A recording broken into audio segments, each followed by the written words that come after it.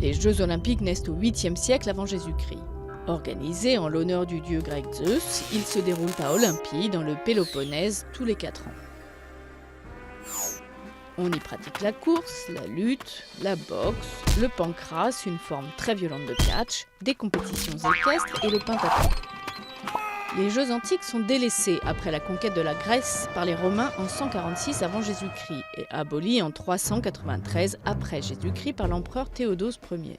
Olympie tombe dans l'oubli, ravagée par les tremblements de terre et les inondations. Il faut attendre 1500 ans pour que les Jeux olympiques modernes voient le jour, en 1896 à Athènes. 280 sportifs venant de 13 nations participent à cette première édition.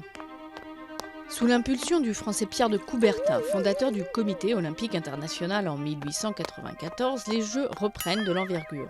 Dès 1900, les femmes sont autorisées à y participer. Et en 1924, à Paris, plus de 3000 athlètes venus de 43 nations sont au rendez-vous. Les Jeux de 1936, retransmis à la télévision pour une audience restreinte, se déroulent à Berlin sous le régime nazi. Hitler cherche à utiliser la compétition comme une vitrine de sa propagande sur la supériorité de la race aryenne. Mais l'histoire retient surtout la performance de l'Afro-américain Jesse Owens, quadruple médaillé d'or. Les JO de 1960 à Rome sont retransmis en direct en Europe.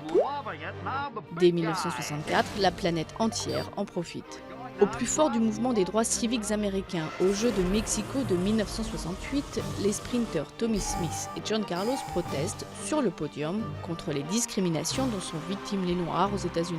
On leur retire leur médaille, mais leur geste inspire une génération d'athlètes noirs.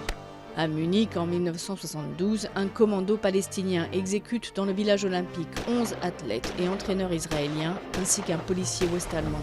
Aujourd'hui, les Jeux sont la plus importante manifestation sportive mondiale. Plus de 10 500 athlètes et 206 pays participent à ceux de Rio en 2016.